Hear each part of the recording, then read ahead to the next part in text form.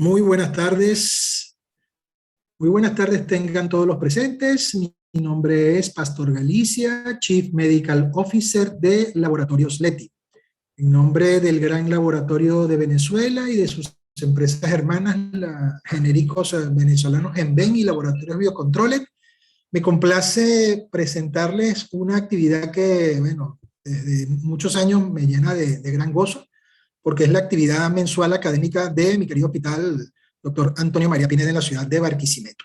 Hoy tendremos, como les he venido mencionando, pues de la mano con la seccional Centro Occidental de la Sociedad de Obstetricia y Ginecología de Venezuela y el posgrado de Obstetricia y Ginecología del Hospital Central Universitario Dr. Antonio María Pineda, la tradicional actividad académica COMAC. Tendremos un invitado especialísimo que va a tener una conferencia extraordinaria y por supuesto va a ser moderada por una gran persona también, la doctora Isabel Torres. La doctora Isabel Torres, médico cirujano egresado de la UCLA en la ciudad de Barquisimeto, con posgrado en obstetricia y ginecología en la misma casa de estudios, con sede en nuestro Hospital Central Universitario María Pineda. Actualmente jefa del servicio de maternidad GO1 del mismo hospital y presidente de la seccional Centro Occidental de la Sociedad de Obstetricia y Ginecología de Bebés. Les recuerdo que esta actividad será grabada y una vez terminada será colgada en el canal de YouTube Laboratorios Leti SAF. Los invito a que se suscriban y a que le den activar a las notificaciones para que puedan estar al tanto de todas las actividades de educación médica continua que día tras día Laboratorios Leti, el gran laboratorio de Venezuela, trae para ustedes.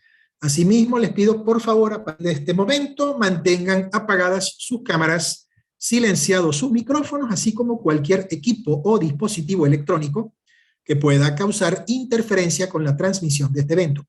Asimismo, recordarles que al finalizar la conferencia de nuestro invitado, pues pueden realizar sus preguntas por medio del chat y, una vez más, en nombre del Gran Laboratorio de Venezuela, Laboratorios Leti, gracias por su presencia en la tarde de hoy. Los dejo en la amable compañía de la gran amiga Isabel Torres. Isabel, los micrófonos son tuyos. Gracias, Pastor. Agradecida nuevamente estar por aquí, por estos lados.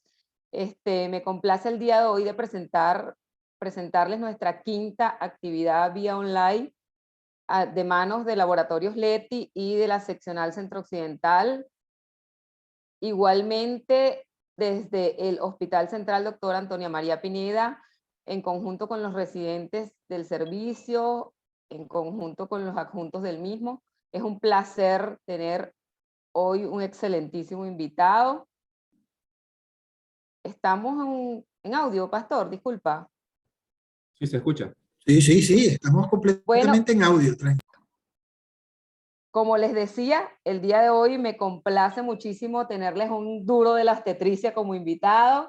Es un placer tener al doctor Rafael Cortés Charri con nosotros, es médico cirujano de la Universidad Metropolitana de Barranquilla, Colombia, ginecólogo del Hospital Universitario de Caracas y de la Universidad Central de Venezuela, profesor titular del Departamento de Obstetricia y Ginecología, jefe de la Cátedra de Obstetricia del Hospital Universitario de Caracas y de la Universidad Central de Venezuela, jefe del Departamento de la Unidad de Enfermedad Trofoblástica y Acretismo Placentario, Officer Internacional de la Sociedad de Enfermedad Trofoblástica, instructor ALSO y un experto en el consenso de acretismo placentario FIGO 2018.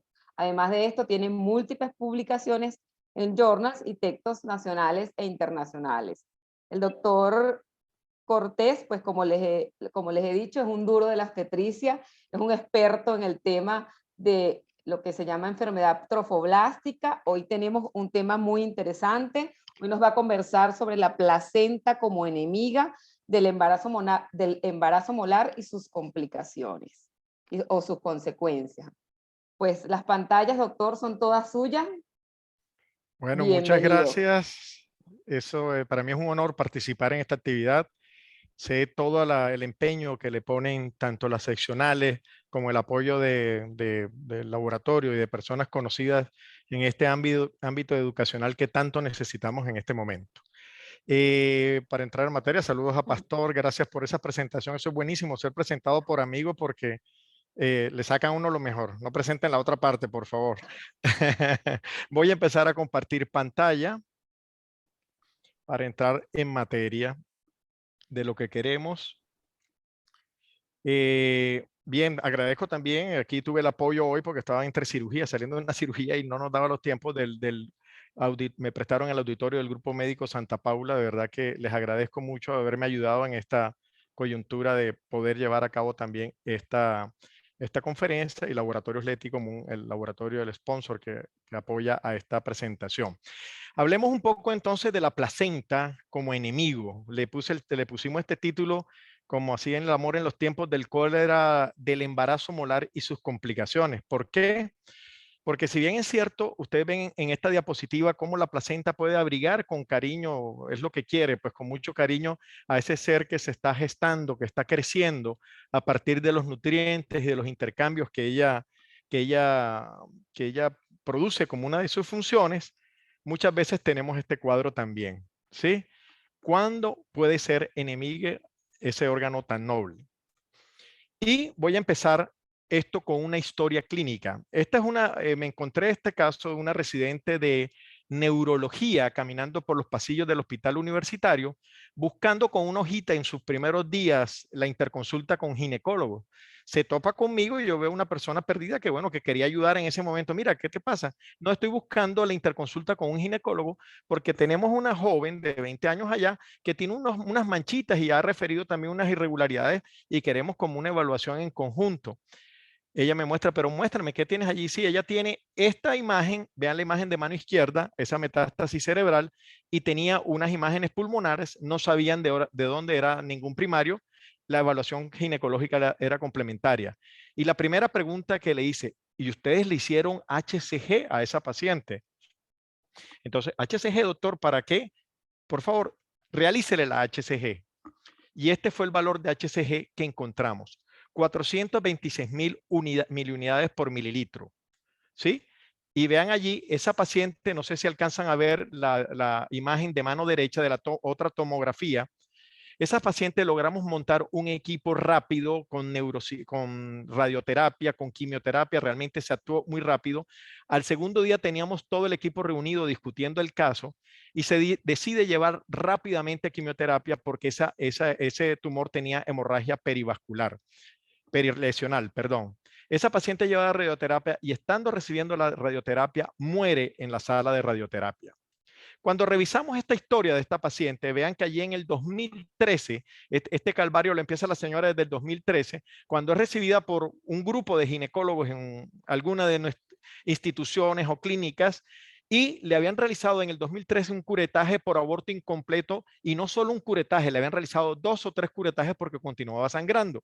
Ella es asintomática y en el 2014 ese mismo grupo de ginecólogos la lleva a una laparotomía porque les apareció una masa ovárica bilateral que le llamaba la atención y casi la meten para un protocolo. Y esta jovencita, vean allí cómo el patólogo en ese momento reporta quistes luteínicos en ambos ovarios. Estamos hablando de 2014. Hasta cuando llega el 2015, ella es dejada a su suerte y en el 2015 nos llega con esos síntomas neurológicos y muere en el hospital universitario en su 4º o 5º día de hospitalización. Si vemos este cronograma, señores, vean que desde el 2013, ustedes vean la mortalidad que tiene esta enfermedad, porque indudablemente se trataba de un coriocarcinoma o de una neoplasia trofoblástica gestacional. Vean cómo en el 2014 o 2015 esa paciente era rescatable, ya que la mortalidad en esta entidad se presenta indudablemente con cánceres más avanzados y con un largo tiempo de evolución.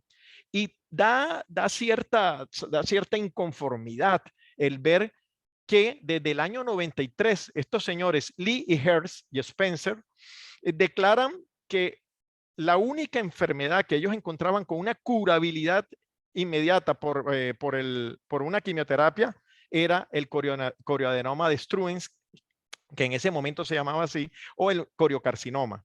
Desde el año 93 se sabe que es curable con una adecuada quimioterapia, pero estábamos en el 2000, que les dije, 16, 17, y esa paciente murió con una enfermedad metastásica. Haciendo esta reflexión, va el primer consejo, el primer tip. Si encuentran en cualquier servicio de medicina interna, de gastro, de neurología, una paciente en edad reproductiva, una mujer en edad reproductiva con enfermedad metastásica sin primario conocido, por favor, realice un HCG. No porque el coriocarcinoma sea el más común tumor que va a producir esto. Puede ser otro tipo de tumor metastásico y la paciente se embarazó, que sería lo más común. Pero ustedes pueden llegar a un diagnóstico como el coriocarcinoma, que también cursa con HCG cuantitativa elevada y salvan a esa paciente y ya van a ver por qué.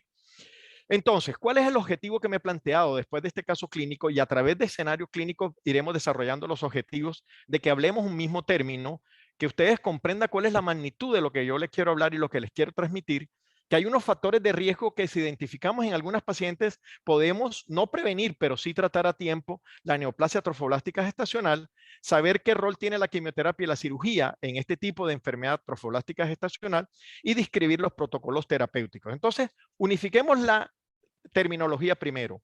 Y la pregunta se la hago a todos ustedes. ¿Qué piensan? Y se la van a contestar en el transcurso de la charla. ¿Es el embarazo molar una enfermedad maligna? Entonces, si vamos a la etiología, pudiéramos dar respuesta a esto. El embarazo molar se origina de la fecundación habitualmente. En el caso de, hay dos tipos de entidades de embarazo molar, la mola completa y la mola parcial. En el caso de la mola completa, ya sea por fenómenos de dispermia, o sea que dos espermatozoides fecundan un óvulo, o por una monospermia y duplicación del material genético paterno, cuando fecundan también a un huevo vacío, forma tejido, o sea, se fecunda, hay un embarazo como tal, pero se forma solo placenta anormal. Placenta con cambios tróficos y morfológicos llamados en este entorno un embarazo molar y en este caso mola completa. Este mismo fenómeno de dispermia puede ocurrir, como lo ven en la parte inferior, y fecundar un huevo con carga genética y tiene una triploidía, o sea, está triplicado el material genético. Entonces, como hay participación materna, se forma tejido fetal, pero como hay esta alteración de fecundación, placenta parte es normal y parte tiene cambios molares. Entonces, ¿qué es el embarazo molar? Es un embarazo. ¿Es una entidad maligna? No, pero es una entidad que tiene una propensión a desarrollar después entidades malignas. Y cuando les traigo este ejemplo de fecundación, vean que cuando no participa la madre, no se forman tejidos fetales. Bien, al no formarse tejidos fetales, se pierden muchas características inmunogénicas de genes paternos de impresión materna que necesitan a la madre para expresarse y que son anti-oncogénicos. Y allí se las dejo. Si yo les digo que son genes anti-oncogénicos, los que no se expresan en la mola completa, se supone que ella es la que tiene más propensión a desarrollar una enfermedad maligna posterior. Y la mola parcial es triploide. Tengan esos dos en el disco duro y vean cómo nos ha ayudado esta teoría genética de cómo se origina el embarazo molar en hacer ciertas pruebas inmunistoquímicas que hemos desarrollado, también algunas investigaciones de esta, de cómo con una tinción de inmunistoquímica de esas proteínas de expresión podemos diferenciar histológicamente una mola parcial de una mola completa. Entonces vamos a lo que nos compete, la terminología. Entonces, la mola como tal no es una enfermedad maligna, sino el representante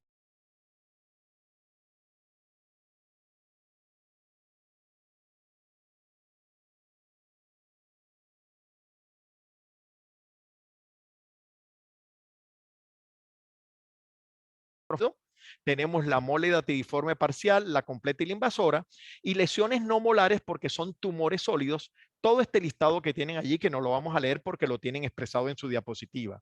Pero me interesa mucho que grabemos esta clasificación clínica, en donde la enfermedad trofoblástica gestacional se divide en embarazo molar, que representa el polo benigno de esta entidad, enfermedad trofoblástica gestacional, en donde ya sabemos que está la mola parcial y la mola completa, y la enfermedad maligna o neoplasia trofoblástica gestacional. En ella tenemos la posmolar, que en donde está la mola persistente, ya vamos a ver ese término también, la mola invasora, que representa también una mola, pero que ya es capaz de metastatizar, el coriocarcinoma, y tenemos estos dos tumores que los pongo en rojo, corioepitelioma y tumor trofoblástico del sitio placentario. Todos en general tienen en común que producen una gran cantidad de la hormona que produce la placenta o de la hormona que produce el trofoblasto, que es la HCG. Estos dos últimos tienen la característica que más que HCG producen es lactógeno placentario. Y su forma de diseminación también es diferente. Recordemos que el tejido trofoblástico es el que nos pega a nuestra madre y rompe vasos sanguíneos para alimentarse. Entonces su diseminación es hematógena en los que están subrayados o con letras negras. Y estos dos últimos, su comportamiento es más por invasión local. No se disemina por vía sanguínea, sino que va invadiendo localmente, como es el corioepitelioma y el tumor trofoblástico del sitio placentario. Por eso estos dos cada vez están intentando desaparecer de la clasificación de enfermedad trofoblástica gestacional. En este orden de idea, ¿por qué nos interesa diferenciar malignos, benignos, todo esto? ¿Por qué? Porque es bien cierto también que la mayoría de neoplasias trofoblásticas gestacionales, en su principal representante o el más agresivo, que es el coriocarcinoma, se originan mayormente de enfermedad molar o de embarazo molar. ¿Sí? Eso es bien importante. Entonces, a una paciente le advertimos que tiene embarazo molar y debemos hacer un seguimiento posterior porque tiene una gran propensión o pudiera originar un coriocarcinoma posterior. Pero no olvidemos que cualquier tejido trofoblástico presente en el organismo de cualquier otro tipo de gestación también es capaz de producir el coriocarcinoma. Y ojo con estos casos, porque a veces nos pasan inadvertidos los síntomas en pacientes que sangran después de un embarazo, un aborto, un ectópico, decimos que es normal y resulta que se está gestando la evolución hacia un coriocarcinoma. Entonces, ahora vamos a los escenarios clínicos. Sabiendo ya la nomenclatura, vamos a empezar a las preguntas. ¿Qué debería hacer antes para llevarlo a la práctica clínica de lo que vemos diariamente? Les traigo este caso de una paciente que consulta en su primera consulta de control prenatal con una menorrea de 10, 12 semanas, y ustedes al realizarle el eco encuentran esta imagen intrauterina sugestiva de embarazo molar. ¿Qué esperaría yo encontrar en una paciente que dice que está embarazada, que se hizo su prueba de farmacia y encontramos esta imagen? En un embarazo de 9 a 10 semanas ya deberíamos ver un saco definido, un embrión, un producto, latido cardíaco, y lo que vemos es este tejido irregular. ¿Qué deberíamos hacer cuando nos topamos con eso? Por favor, no olvidemos el complemento de la historia clínica. Porque el embarazo molar, como hay una gran hiperplasia del trofoblasto, hay hiperproducción de las hormonas del embarazo, pues cursa con algunos síntomas también locales primero, porque es un tejido que crece exageradamente dentro del útero y orada esas paredes uterinas. Entonces es una de las entidades englobadas dentro del sangrado de la primera mitad de la gestación. Pero como crece anormal, también produce una discrepancia uterina con amenorrea. Entonces ustedes encuentran tanto clínicamente como en el eco una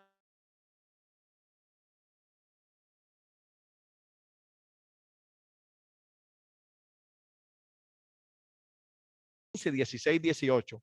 Pero también hay los síntomas sistémicos como la exageración de los síntomas del embarazo, taquicardia o tirotoxicosis, e inclusive puede haber una presentación de una hipertensión inducida por la gestación precoz. Me pudieran decir ustedes, oye, pero la hipertensión inducida de la gestación precoz la hipertensión inducida de la gestación la definimos como hipertensión después de las 20 semanas de gestación. Resulta que en estas pacientes o en esa definición estamos preconizando que se haga un excepto, pero oficialmente. Entonces, la hipertensión inducida por el embarazo puede ser en pacientes mayores de 20 semanas o en menores de 20 semanas en los casos de embarazo molar y embarazo gemelar. Bien, entonces, ¿qué más tenemos? Ideal que nos llegara esa paciente así, pero resulta que esta es la mola más típica y solo se ve estas imágenes en el 50% de los casos de mola, porque otras veces se confunde con cualquier otro tipo de alteración del desarrollo ovular en etapas tempranas. ¿Por qué le digo esto? Porque estas molas así típicas, como están viendo llenos como de vesículas en el interior, ese útero, como de panal de abeja que le han llamado, que es mal llamado porque eso es un cambio radiológico, pero no importa, ya lo aceptamos como algunas palabras que se aceptan por su común uso. Nos puede llegar una paciente con un embarazo más precoz que la que les dije ahora y tener estas imágenes que para nada se pudieran parecer a una mola, porque a veces hacemos precoz y la llevamos a un curetaje por un aborto incompleto, no sospechamos la mola, y si el patólogo no está familiarizado con los nuevos cambios que se deben ver en el tejido para decir que es embarazo molar, lo responde también con un aborto incompleto y dejamos la vigilancia de esa paciente. Entonces, ideal, vamos a seguir con el caso, aquella imagen que ustedes vieron. Cuando tengamos todos estos casos, siempre hagamos una metódica del examen por ultrasonido y vayamos a los ovarios. Y como está exagerada la producción de HCG, vemos una hiperestimulación ovárica que no es más, lo ven a mano derecha en la pantalla, aquí en mano izquierda, perdón, está el útero con lleno de vesículas y en el otro están los quistes tecaluteínicos, que son bilaterales. Les traigo este caso porque una vez vimos que un cirujano quitó esos quistes y quitó los 2 ovarios de una paciente y esos quistes no se tocan, no se tocan, por favor. Eso es un quiste funcional por hiperproducción de HCG. Pero a lo que iba, esto les ayuda para hacer el diagnóstico diferencial. Si usted tiene una imagen rara que le parece un aborto incompleto y no sabe si es mola o aborto incompleto y ve quistes tecaluteínicos en los ovarios, usted piense que ese es un embarazo molar. Seguimos aquí. ¿Qué más debemos revisar en ese eco? Ver que ese tejido molar no se meta a la pared uterina, no perfora la pared uterina, o a veces llegan pacientes con perforación espontánea. ¿Por qué? Porque si es un embarazo molar de carácter benigno, él no invade, él queda encapsulado o metido dentro del útero y se expulsan las vesículas, pero no tiene por qué infiltrar. Si infiltra, ya estamos hablando entonces de una posible mola invasora. Seguimos acá. Y también si usted tiene la formación en Doppler, pues hágale un Doppler y al hacerle el Doppler usted ve que esas uterinas se ven con un patrón como de una gestación mayor. Normalmente las uterinas en una gestación temprana se deben ver con, a veces hasta con el NOSH o con flujos de alta velocidad, sistólica y diastólica, que son diástoles bastante bajas también. Seguimos entonces. ¿Por qué les traigo eso? Tuvimos la oportunidad de realizar un trabajo con Brasil y hacer esta publicación en donde algunos índices de pulsatividad y resistencia antes de la evacuación fueron relacionados, por ejemplo, lo ven allí, 1.35 preevacuación en el índice de pulsatividad o 1.77 post-evacuación en los índices de pulsatividad de la arteria uterina, se acompañaron en esa paciente de una propensión al desarrollo de una neoplasia trofoblástica gestacional. ¿Qué tienes que hacer? Ya le hiciste el diagnóstico a la paciente, investigó usted si tenía síntomas o no. Esta paciente se le debe realizar una HCG cuantitativa. Y si encuentran valores mayores de 100,000, indudablemente es diagnóstica. Pero si encuentran valores que no van correlacionados con la edad gestacional, pues entonces ustedes también deben establecer la posibilidad diagnóstica. Y si cae en el grupo del 15 al 30% que tiene quistes tecaluteínicos, en donde si los encuentran, sí es, pero si no los encuentran, no tienen por qué descartar mola, pero vean la importancia de estos quistes también han sido relacionados en pacientes adultas con el desarrollo posterior de neoplasia trofoblástica gestacional. Entonces ya casi ustedes pueden tener la visualización de qué paciente con embarazo molar, que es una entidad benigna, que es un embarazo, tiene propensión al desarrollo de neoplasia trofoblástica gestacional. La que tenga quistes tecaluteínicos gigantes, las que tengan también valores de gonadotrofina mayores de 100,000, o la que usted, después de que le hizo la aspiración, le reportó mola completa. Y todo eso se los he dicho en el transcurso de este caso clínico. ¿Qué hago con esta paciente que ya tengo diagnosticado? Por favor, corran a resolverla, pero realizando por lo menos estos exámenes que son básicos. ¿Por qué? Porque la mola ya les dije que es una entidad benigna dentro del espectro de enfermedad trofoblástica gestacional. Entonces, háganle todo lo que le hacen precuretaje a cualquier paciente, pero háganle la placa de tórax, porque si en esa placa de tórax yo encuentro nódulos metastásicos, ya no es una mola molita, sino es una mola ya invasora o otro tipo de tumor trofoblástico que pasa a ser del rango de la neoplasia trofoblástica gestacional. O sea, el consejo es que a los embarazos molares no se le está haciendo tomografía, no se está esperando por los resultados de la T3 y T4 para vaciarla. Usted debería vaciar apenas tenga este pool de exámenes básicos para llevarla a una aspiración. Y les adelanto que el tratamiento definitivamente es la aspiración endouterina. Aquí les traigo, o sea, ya esto de las curetas cortantes está proscrito. Perdón, aquí está proscrito. En Venezuela hemos promovido desde hace mucho tiempo. Esto fue un trabajo llevado en el 2005 y nació de la casualidad porque se nos quemaron, o sea, se llevaron o se robaron las cánulas metálicas y el aparato de aspiración lo metieron en la autoclave y se quemó todo y no había con qué aspirar a una paciente y teníamos la aspiración manual endouterina y empezamos a preconizar la aspiración manual endouterina como el método alternativo ante la falta del aspirador eléctrico para el vaciamiento del embarazo molar. O sea que el tratamiento son dos: vaciamiento del embarazo molar en pacientes menores de 40 años, idealmente, o sea, o no idealmente, perdón, con aspiración manual en todos los casos. Y vean este trabajo que después de esa experiencia ya nos publican en conjunto con Harvard, que en donde comprobamos el método que ellos utilizaban de la aspiración eléctrica versus aspiración manual. Y si ven ustedes esta cifra, vean cómo encontramos que los resultados son los mismos en cuanto a tiempo operatorio, en cuanto a pérdida de hemoglobina, todo esto, pero vean abajo que dice que la ocurrencia de sinequia resultó ser mayor que en la aspiración eléctrica que en la aspiración manual. Entonces, vean cómo de algo fortuito que pasó en un hospital pueden hacer una gran investigación, y actualmente esto es publicado en el último Green Journal, en donde ahora la aspiración manual endouterina es justificada como un método mundialmente aceptado, tan igual como la aspiración eléctrica para el vaciamiento del embarazo molar. Un consejito más aquí de gratis: cuando vaya a aspirar un embarazo molar, utilice un juego solo de juego de cánulas y varios juegos de aspiración, porque el tiempo se pierde entre usted aspira y vacía. Si es un solo juego de aspiración, se van a demorar mucho y van a chorrear todas vesículas por todo el quirófano. En cambio, si tienen todos los equipos ya montados, los van intercalando para hacer esa aspiración. Recuerden, el otro tratamiento puede ser la histerectomía en las molas, pero en aquellas pacientes que no tienen deseos de fertilidad, y se dice que pacientes de mayor de 40 años, que son unas muchachitas para mí en ese caso, pues. Entonces, ojo con eso, ¿bien?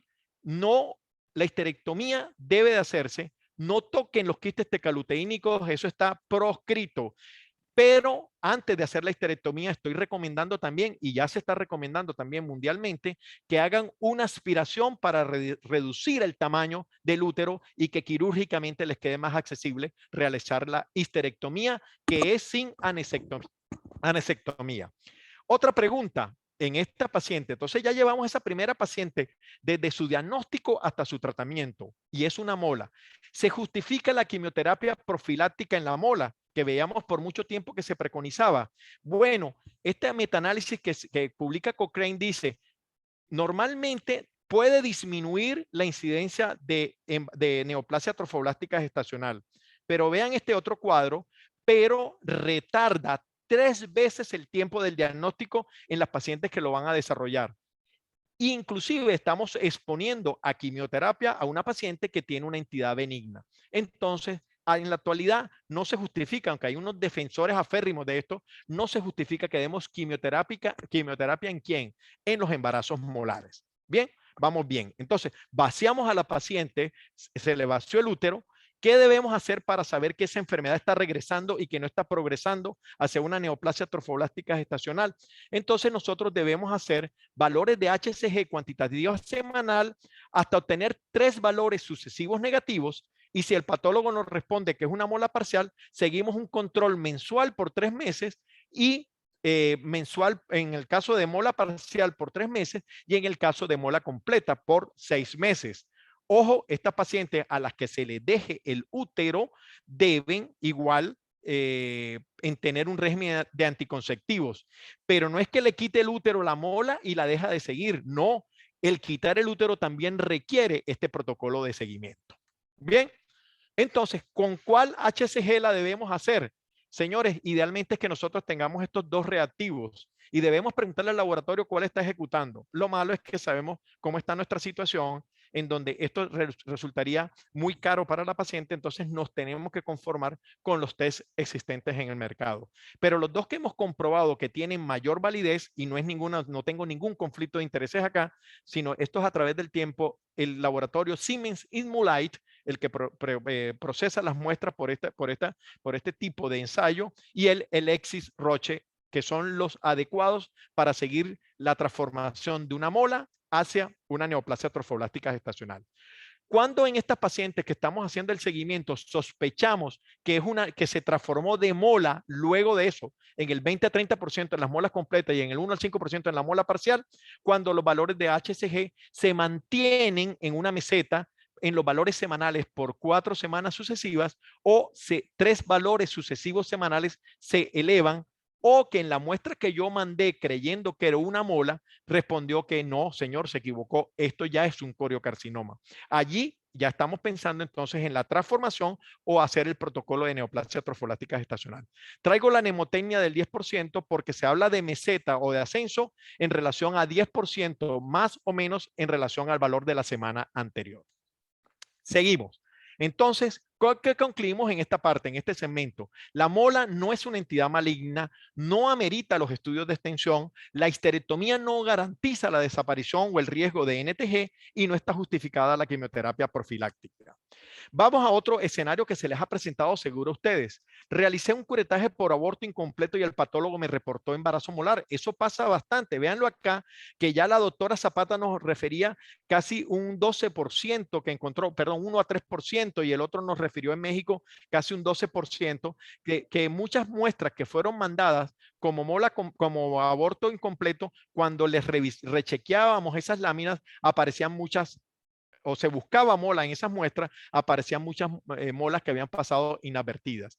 Y ojo con esto, recuerdan que les dije que el principal origen del coriocarcinoma es el embarazo molar, pero resulta que los más agresivos son aquellos coriocarcinomas que se originan ya sea después de un aborto, después de un embarazo a término o después de un embarazo ectópico. Vean cómo de 1 a 6 de los pacientes que tienen metástasis cerebral corresponden a coriocarcinomas que no tuvieron como origen embarazo molar, en relación a 1 en 1600, que son aquellos que se desarrollan después de un embarazo molar. Para eso también desarrollamos esta investigación y los invito, porque en un trabajo que pudimos hacer con uno de nuestros tesistas también, de saber en qué momento la HCG debe negativizarse después de un embarazo, determinar un embarazo que no sea molar. Y el tiempo que se determinó estuvo entre 4 a 5 semanas posterior. ¿Qué les digo con esto? Que si usted tiene una duda, una paciente que sangra mucho en un puerperio, después de un embarazo ectópico, después de un aborto, hágale una HCG a las 5 semanas hasta la de farmacia. Y si está positiva, ojo, porque puede estar ante este escenario.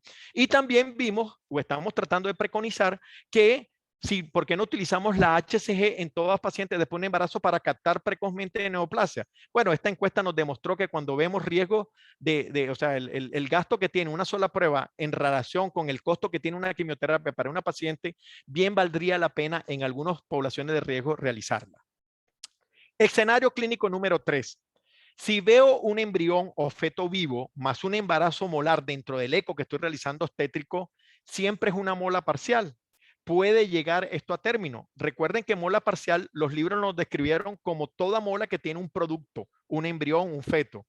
Pero si vamos, para nosotros realmente tener el concepto de la mola parcial, recuerden lo que yo le dije, la fecundación. La mola parcial se origina de una dispermia que sí fecunda un huevo con carga genética.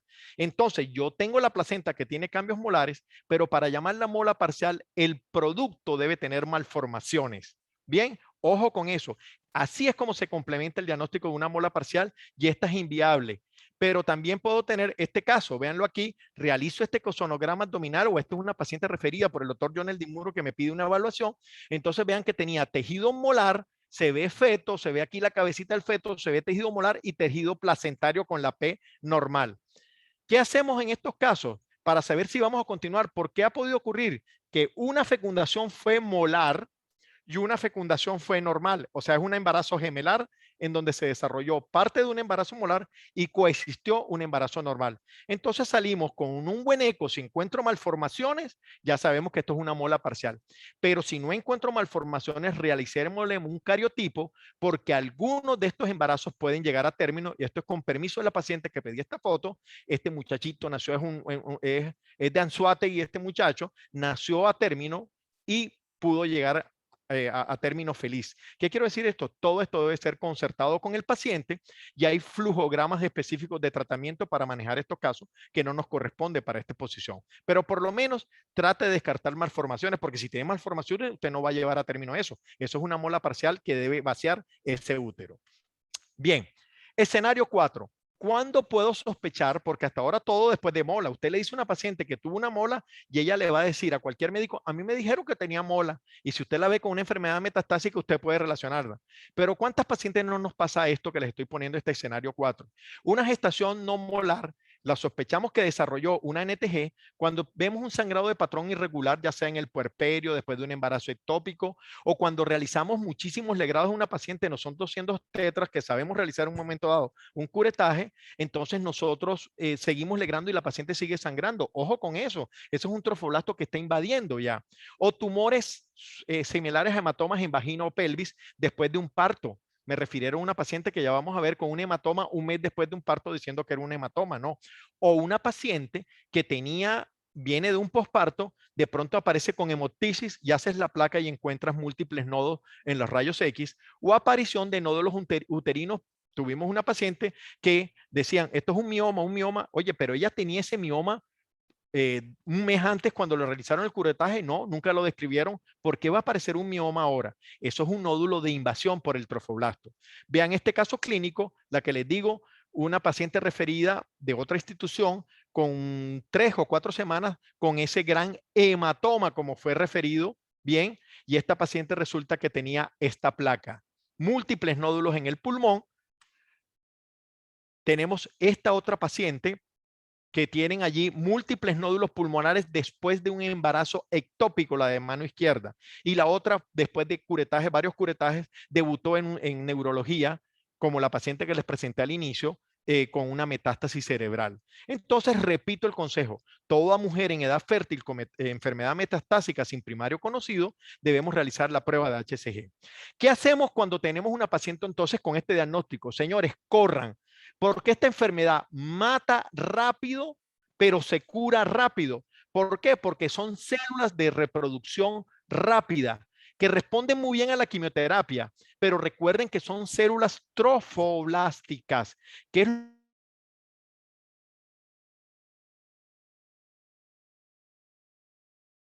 es a nuestra madre. Recuerden que en esas etapas tan precoces somos como parásitos. Algunos se conservan así hasta los 40 años, pero en ese momento es el que es permitido. Bueno, entonces si usted tiene esa paciente, hágale una HCG. Y les repito, el primer diagnóstico que tiene que pensar es que se embarazó, pero el segundo diagnóstico con el que se pueden topar y curar esa paciente es que es una neoplasia trofoblástica gestacional. ¿Y cuál es el protocolo de estudio? Allí estoy con nuestra oncóloga, la doctora Sari Vivas. ¿Cuál es el protocolo ahora sí ante una neoplasia trofoblástica gestacional? Pues ahora sí se justifica realizar los estudios de extensión. Realiza un buen ultrasonido Doppler y ultrasonido abdominal si no tienes más nada, pero idealmente es el abdomen, la TAC de abdomen con contraste. Para el tórax sirve la rayos X para puntear, ya la van a ver por qué. La TAC de cráneo o en su excepción, si no tienen tomografía resonancia. Y si hay bajos recursos, señores, yo diría que la única que se nos puede escapar en algo es que no dejen de hacer la tomografía de cráneo, pudiéramos nosotros ayudarnos con esa, porque si es positiva, eso sí nos cambia el tipo de tratamiento. Bien, seguimos. ¿Con qué finalidad hacemos eso? Con el fin de estadiar la enfermedad. Hay que hacer los estadios de la neoplasia trofoblástica gestacional, en donde el estadio 1 es una enfermedad que está localizada en el útero, el 2 es una enfermedad extendida a la pelvis, el 3 es metástasis pulmonares y el 4 metástasis a distancia. Pero no nos podemos conformar como en otros cánceres con esto. Debemos realizar un score. Y si quieren, tomen foto. Esto va a quedar grabado, esta cosa, porque esto es el aprobado por el consenso de todas las sociedades, tanto de la Sociedad Internacional de Trofoblasto como todas las sociedades de ginecología y obstetricia, la FIGO e inclusive las sociedades oncológicas, en donde nosotros debemos puntear estos parámetros clínicos como tiene la edad en años, antecedentes de embarazo. Bueno, los tienen allí en la diapositiva. Se le asignan unos puntos y si el puntaje es menor de 7, llamamos una enfermedad de bajo riesgo, si es entre 7 y 11 de alto riesgo y si es de 12 o más de ultra alto riesgo. Y por favor, cuando lo consignen en la historia, recuerden, cuando sea un embarazo molar, pónganle embarazo molar, y cuando sea una neoplasia trofoblática, ustedes estadiaron, póngale neoplasia trofolástica gestacional con números romanos a mano izquierda, el estadio de localización, 2 puntos y luego colocan el puntaje, porque eso determina el tratamiento adecuado a utilizar. Y en este consenso que tuvimos afortunadamente de elaborarlo con las sociedades europeas que nos pidieron participación de esto, ustedes pueden encontrar que este consenso, el consenso de la FIGO, todos se parecen en decir qué tratamiento necesita la paciente. Si ustedes tienen cualquier estadio entre 1 a 3 y con un score menor de 6, como lo tienen allá a mano derecha, 1, 2, 3, 4, 5, entonces el tratamiento es con quimioterapia de agente simple. Y el primer medicamento a utilizar es el metotrexate. Bien, si esta paciente hace resistencia al metotrexate o si tiene una toxicidad con las primeras dosis de metotrexate, la segunda línea la representa la actinomicina D. Algunas instituciones nos han permitido a los oncólogos poner esta monoquimioterapia porque tenemos cierto rango de experiencia. Pero si tienes al oncólogo, una unidad de oncología o tenemos unidades que nos pueden orientar sobre el tratamiento o aportar el tratamiento, pues preferiríamos que sean esas unidades primarias con experiencia, referirla o tratarla en conjunto bajo la asesoría. Aquí tenemos que en ese respecto, en una reunión que tuvimos allí, pudimos sacar. No olviden que el seguimiento de estas quimioterapias tiene que ser con los valores de gonadotrofina. Y en este protocolo que tuvimos a bien realizar con estas personas de diferentes hospitales en Inglaterra, pudimos encontrar algún punto de gonadotrofina en el cual deberíamos switchar de metotrexate directo a actinomicina D o de metotrexate a un régimen de poliquimioterapia si el valor es mayor de 1000. Tenemos aquí, también se siguen a las pacientes con Doppler color. ¿Por qué? Porque pacientes que a pesar de la quimioterapia conserven este patrón gestante en el Power Doppler y vean esas diástoles tan altas, se dice que está relacionado con resistencia al metotrexate y también es una indicación para switchar o hacer el switch entre metotrexate y empezar con actinomicina D. ¿Qué hacemos entonces en pacientes con estadio del 1 al 4, pero cuyo score va de 7 a 12? Se utiliza la quimioterapia de agentes múltiples y el principal régimen se llama EMACO. Por favor, señores, esto en conjunto con un oncólogo médico, pero orientándolo porque las pautas reales de tratamiento oncológico debemos discutirla con el oncólogo porque ellos están familiarizados más con el coriocarcinoma testicular que se maneja con una dosis diferente y las respuestas clínicas también son diferentes. Y aquí tienen toda la gama de quimioterapia a la que puede responder después si no funcionan unas líneas u otras, que tampoco es la idea de eso. Pero vean a mano derecha que siempre deben seguir la respuesta de la quimioterapia, idealmente con valores semanales de HCG. En Venezuela se revienta un bolsillo por eso. Entonces nos tocó hacerlo cada 15 días con el dolor del alma, pero es la única forma que el paciente pueda tener acceso a eso. Por último, tenemos, este es un caso de una paciente que me permitió poner esto también, que nos interconsultaron y vean cómo también la inmunoterapia está teniendo, esta paciente tiene una metástasis a nivel pancreático y discutimos el caso y se ve que hay respuestas en algunas pacientes ya a la inmunoterapia utilizada en casos seleccionados. Seguimos entonces. Ahora, una vez terminada la quimioterapia, negativizada la HCG en los pacientes con neoplasia trofoblástica gestacional, debemos hacer ciclos que se llaman de consolidación. El consejo para las obstetras, si en su medio le permitieron tratar con quimioterapia de agente único, debe hacer, después del valor 0 de HCG, debe hacer 2 o 3 ciclos de consolidación más con el quimioterápico que está utilizando.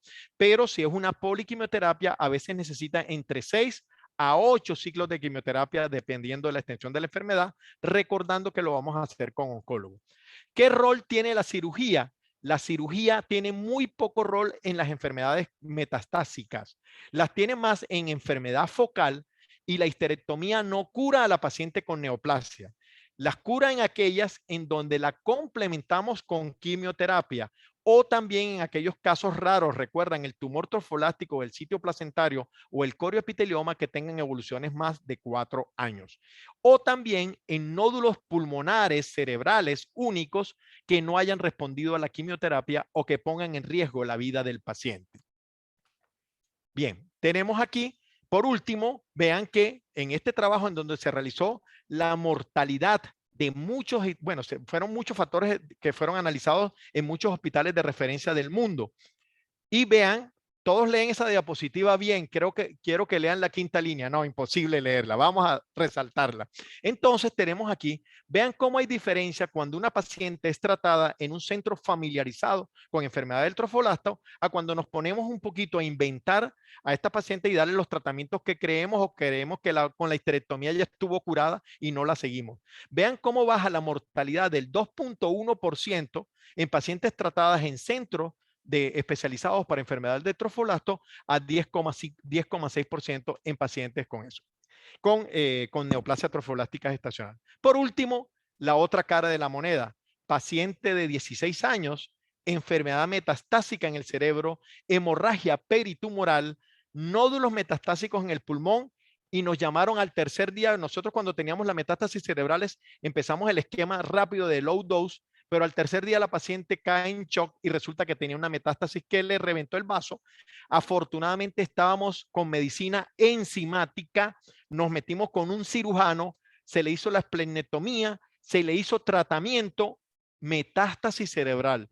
Díganme ustedes qué otra enfermedad con metástasis cerebral se puede curar. Ven aquí cómo los grupos humanos unidos son los que funcionan. En este caso nos unimos todos, radiodiagnóstico, radiología, se metió enseguida nuestro oncólogo médico y aquí está esta paciente que ahora inclusive aquí estaba ya saliendo de la quimioterapia con los valores cero y después tiene una vida que ya tiene 1 año, 2 o 3 años de sobrevida. Por último, esta reflexión. Vean que en un estudio que se hizo de autopsias en México, vean cómo el diagnóstico de pacientes que el diagnóstico de la autopsia les dio coriocarcinoma, vean cómo casi la mitad el diagnóstico se hizo solo en el momento de la autopsia. Es lamentable esto. Se nos pueden estar escapando muchas pacientes que nosotros consideramos que es un sangrado normal o que murió en un servicio de neumonología o en un servicio de neurología con un posible ACV hemorrágico y ni siquiera se supo el diagnóstico. Pero les llamo la atención sobre 2 cosas. Vean como un porcentaje nada despreciable fue después de aborto o fue generado después de un embarazo a término. Para concluir, excepcionalmente, las pacientes con neoplasia trofolástica gestacional las debemos llamar terminales. Hay que pelear en las terapias intensivas para que nos mantengan la vida de esa paciente y nosotros caerle con la quimioterapia. No retrasar la quimioterapia esperando una biopsia. Hemos afortunadamente coincidido con los oncólogos que siempre piden biopsia, que en esta enfermedad una HCG muy elevada con enfermedad metastásica y descartando embarazo es una neoplasia y hay que entrarle rápido. La cirugía solo para ese de nódulos resistentes y recuerden que la histerectomía no es la cura y la radioterapia y radiocirugía solo en protocolos de algunos protocolos de metástasis cerebrales. Allí les dejo ese código QR en donde está toda la bibliografía relacionada con esta exposición y nuevamente agradezco esta invitación y este gran esfuerzo que están haciendo desde Barquisimeto, nuestra doctora Isabel Torres, nuestra querida doctor Isabel Torres, el doctor que yo siempre le digo, el Señor es mi pastor y nada me faltará, Él me bendice con eso y me orienta, el doctor Pastor Galicia también una punta de lanza en hacer todas las actividades educacionales. De verdad, muchas gracias y estoy presto para sus preguntas y respuestas.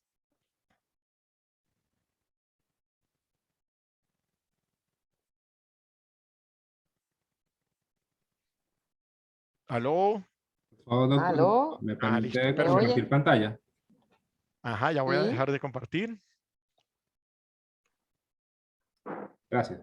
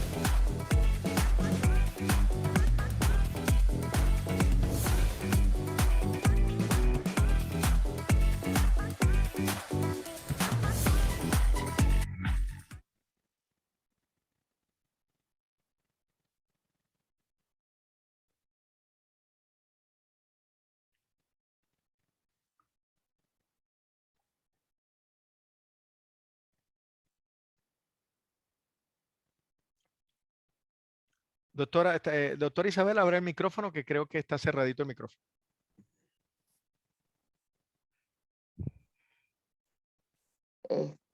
Doctor, siempre es un placer oírlo, excelente exposición. Nos acompaña una gran cantidad de participantes. Estamos prestos siempre para aclarar en el chat cualquier duda.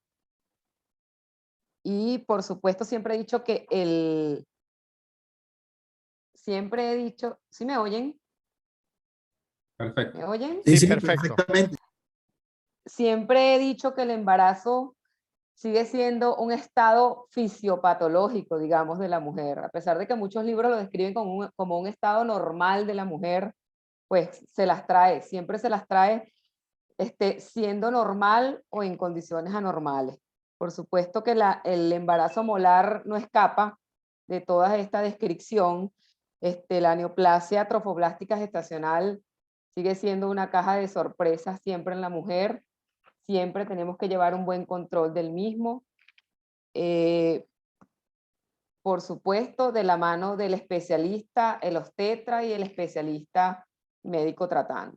Por aquí muchas preguntas, doctor. En el chat muchas felicitaciones. Desde Margarita, desde Valencia. Bueno, de todas partes de Venezuela.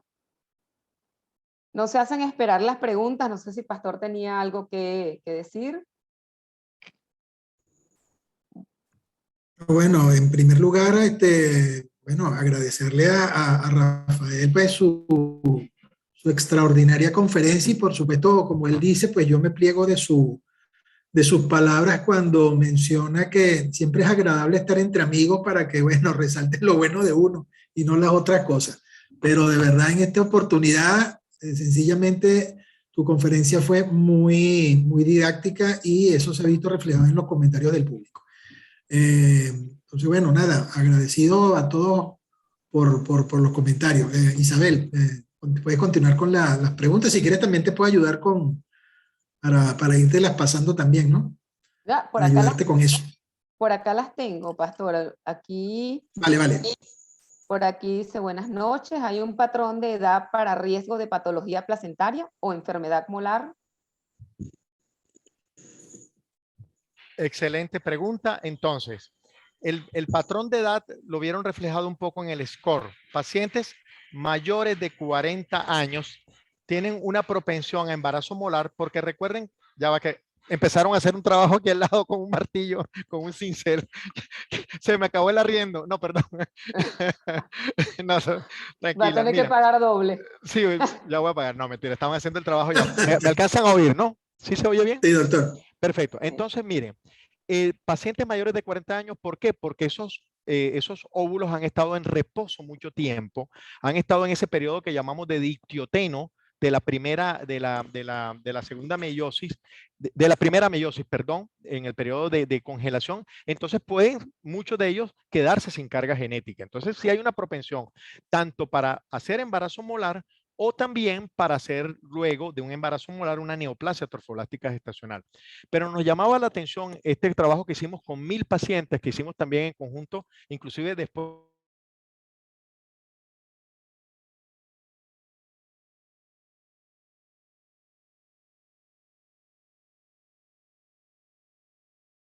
sincero, los hicimos en conjunto, pero yo creo que haber revuelto a las poblaciones, pues no nos resaltó el que en nuestras pacientes jóvenes también vemos una propensión hacia la neoplasia trofoblástica gestacional.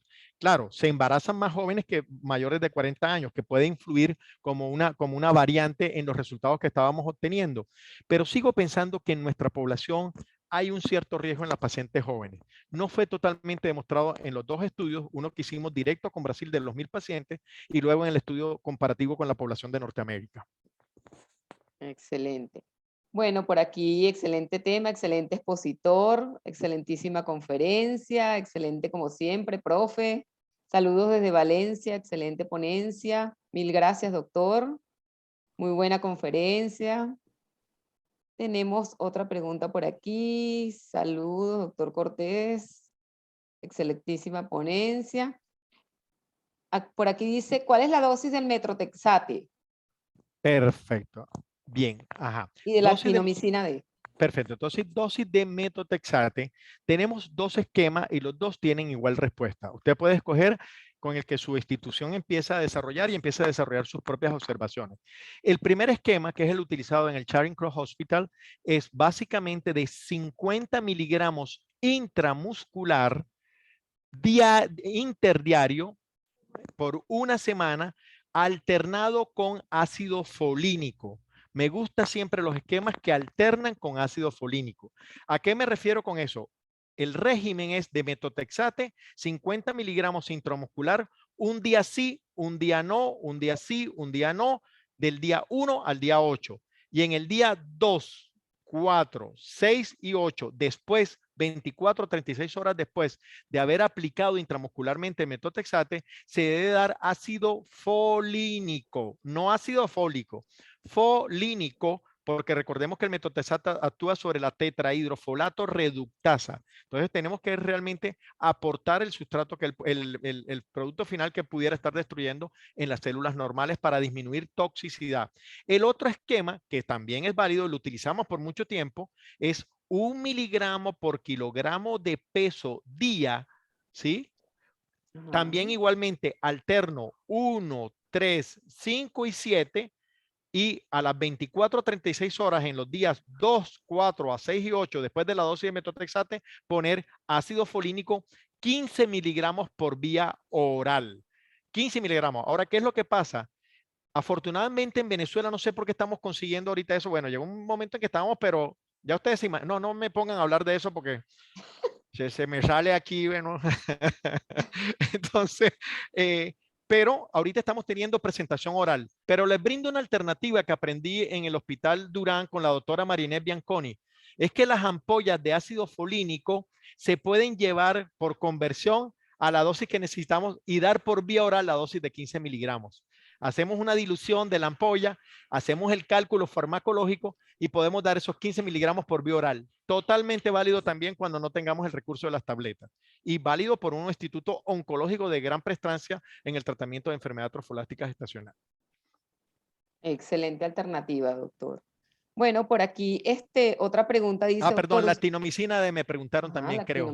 Bien, sí. si no le responde a la metotrexate o hizo toxicidad al metotrexate también, porque hay pacientes que con la primera dosis te pueden hacer hasta una anafilaxis. Ojo que esto no es agüita de azúcar. Entonces, con la actinomicina D, la dosis es de 1.25 miligramos por metro cuadrado de superficie corporal, pero esto sí es endovenoso, en dosis cada 2 semanas. Así como el régimen de metotrexate tiene un descanso de 7 días para que cada 15 días se dé el régimen, entonces la actinomicina también dada 15 días. Ese es un esquema y el otro esquema es 5 miligramos diarios por 5 días sucesivos. Excelente. 0.5 miligramos, perdón, 0.5 miligramos. Dale. Por aquí varias preguntas. Dice, doctor, ¿usted no cree necesario o hace falta más evidencia para solicitar una beta-HCG en el puerperio tardío de los partos normales? Bien, eso es que yo tengo el sesgo de la investigación, entonces les voy a contestar un rotundo sí, pero ese es el sesgo. Estoy manipulando porque tengo el corazón metido allí. Ese es un trabajo de doctorado que hemos tratado de sacar, pero en estos tiempos se nos ha puesto difícil. Ya va, voy por acá. Se nos ha puesto difícil. Entonces, yo diría que sí. Yo casi a todo embarazo, cuando termina, me gustaría hacer un HCG, pero ahora, sentándonos en la realidad, señores, si ustedes ven un HMR, si ve un saco gestacional que se perdió con una irregularidad en la placenta, si ve que la paciente cuando le sacó la placenta como que ve un tejido normal, oye, hazle un HCG a esa paciente a las 6 semanas y de pronto vas a descubrir una neoplasia trofolática gestacional. Pero ahorita mismo todavía no es aceptado como protocolo mundial, pero vean que es el único trabajo que van a ustedes tener publicado que pudimos comparar el normograma de regresión de la HCG después de un parto normal o un ectópico, que eso fue discusión por muchos años. Las cosas a veces, las investigaciones nacen de cosas sencillas. Sí, es cierto. Bueno, por aquí muchas felicitaciones. Dice por aquí una colega, buenas tardes, buenas noches, excelente presentación, muy didáctica, muy académica. Es muy importante implementar una consulta poslegrado y poscesárea en los diferentes sitios intrahospitalarios. Bueno, ciertamente la consulta posparto está un poquito abandonada en nuestros centros hospitalarios. Aquí hay un colega que pregunta, doctor, en el caso que a una paciente con embarazo molar se le realice una AMEU y el útero quedó totalmente limpio y durante su control posteriormente presenta elevación de la beta-HCG y ecográficamente se observa nuevamente una imagen en panal de abeja y sangrado intermitente, ¿se le puede realizar un nuevo legrado o se espera la quimioterapia? Yo no estoy de acuerdo con los legrados a repetición. Dos cosas con las que tenemos que estar claros.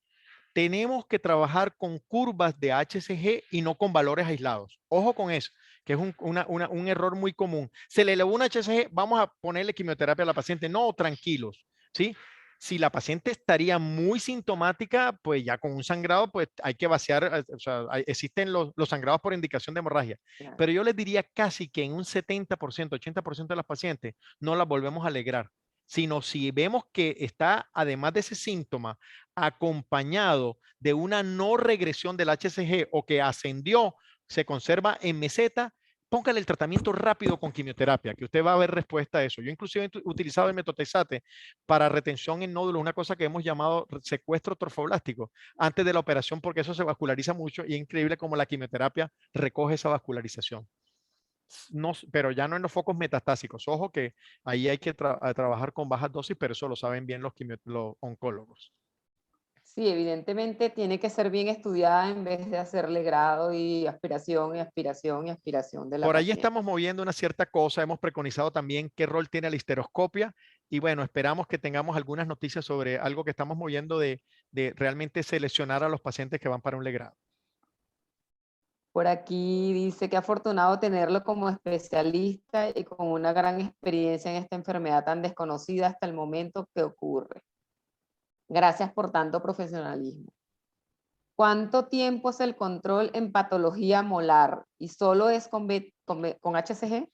Bien, muy buena pregunta también. Excelente pregunta. Recuerde que no estamos tratando un laboratorio y si no deja el mensaje, esto me ayuda a que el mensaje quede allí.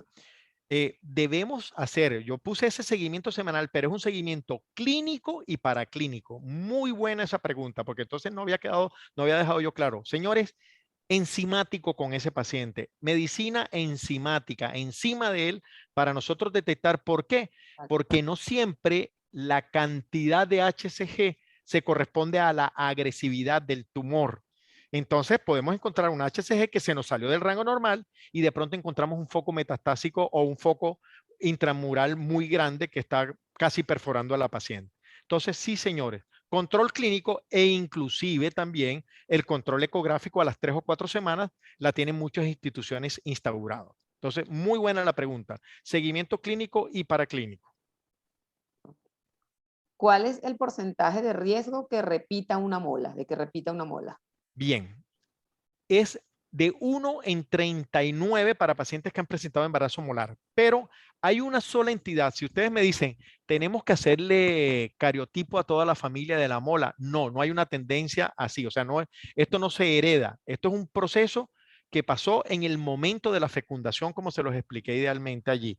Entonces, la única paciente que sí tiene una propensión muy grande se llama la mola recurrente familiar. Y entonces, para eso que usted toma contacto con el paciente, usted no está tratando ecosonograma. Usted le pregunta, mire, su hermana le ha diagnosticado algún embarazo molar y ella, muchas veces el paciente dice, embarazo en la muela. No, no, no, no, no. Hasta le han dicho, es un embarazo psicológico, le han podido decir a la pobre muchacha esa, pues.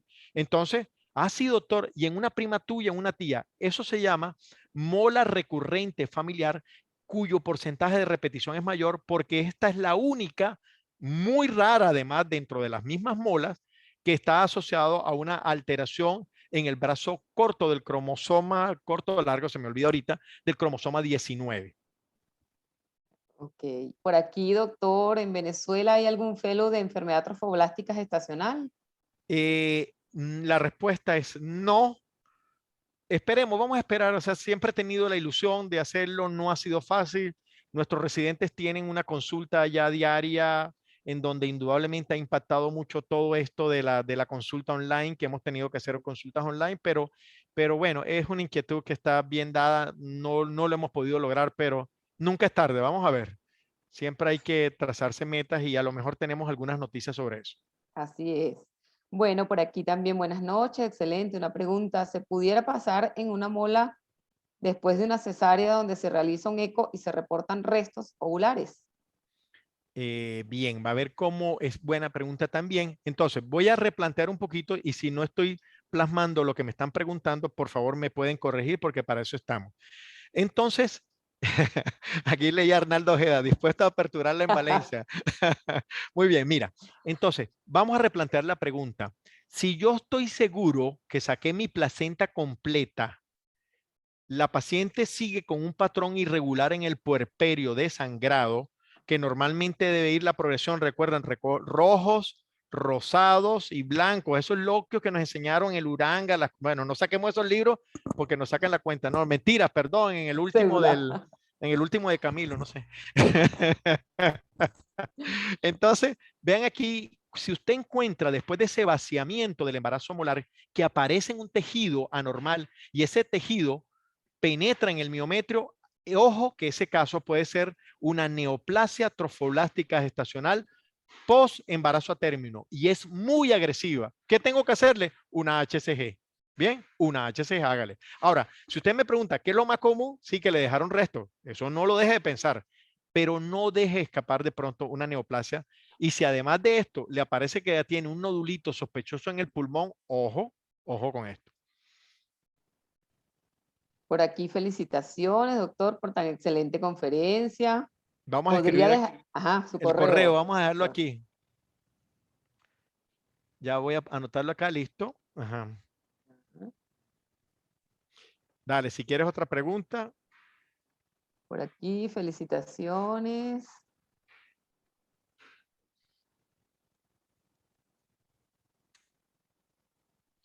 Doc- Bien.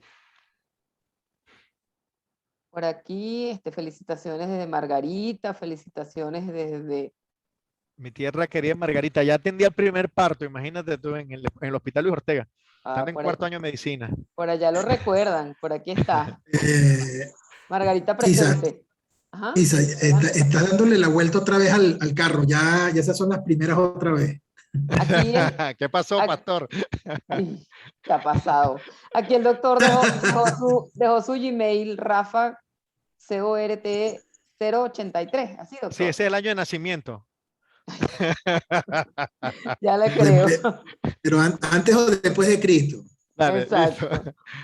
Bueno, doctor, siempre es un placer oírlo, siempre es un placer compartir con usted, así sea desde aquí vía online.